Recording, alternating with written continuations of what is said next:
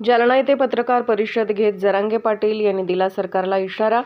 आज आम्ही सरकारला दिलेली मुदत संपत आहे। आज शेवटचा दिवस आहे। आजच्या दिवसभर आम्ही सरकारच्या भूमिकेवर व सरकार मराठा आरक्षण देणार का याची वाट पाहणार आहे। पुढील रूपरेषा लवकरच राज्यातील मराठा समाज बांधवांशी चर्चा करून मी ठरवणार आहे। शंभूराजे साहेबांना मी वेळ दिलेला आहे।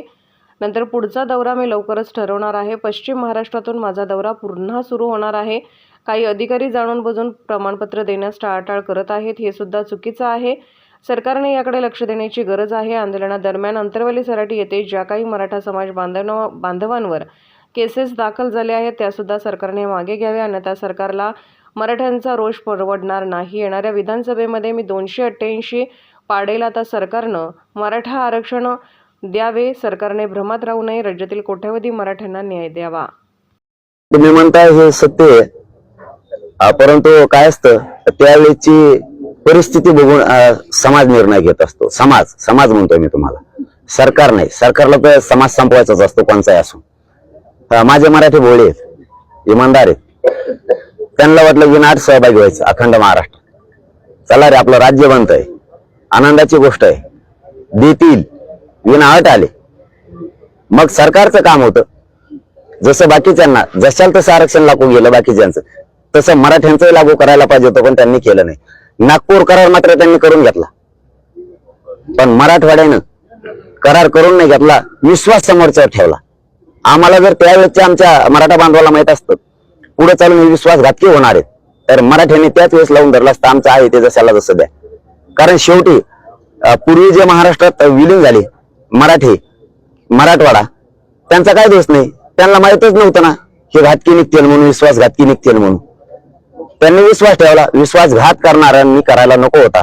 पण आता ते मागचा विषय जाऊ द्या, पण आता तरी सरकारने शान व्हावं, आमच्या हक्काचं आरक्षण ते द्यावं। भ्रमात मात्र राहू नये की आम्ही अमुक जुळीला तमुक निवडून आणला, अमुक करून दाखविलं, छात्या भरू नका।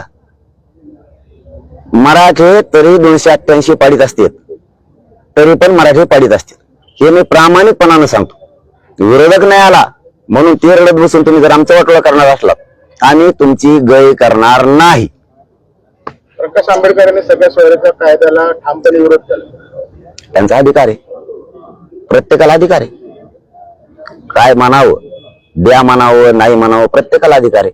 आम्हाला अधिकार आहे द्या म्हणण्याचा, ते संविधानाने दिलेला अधिकार आहे, जो तो करू शकतो। त्यांना वाटलं असं नाही द्यावं म्हणून ते म्हणले, आम्हाला वाटतंय आम्हाला ओबीसीतून पाहिजे आणि आम्ही ते घेणार आहेत, 100% घेणार आहेत।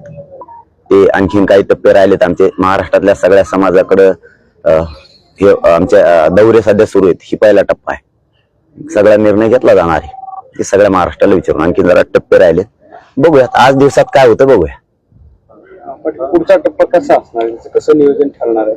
पश्चिम महाराष्ट्रातून सुरुवात होणार आहे। तशा बैठका झालेल्या सोलापूर, कोल्हापूर, सांगली, सातारा, पुणे, नाशिक ह्या बैठका झालेल्या। बघूयात आता पूर्ण टप्पा आम्ही टाकून देतो। उद्याच्याला जरा आजचा दिवस जाऊ दे, काय होतंय आम्हाला कळू द्या।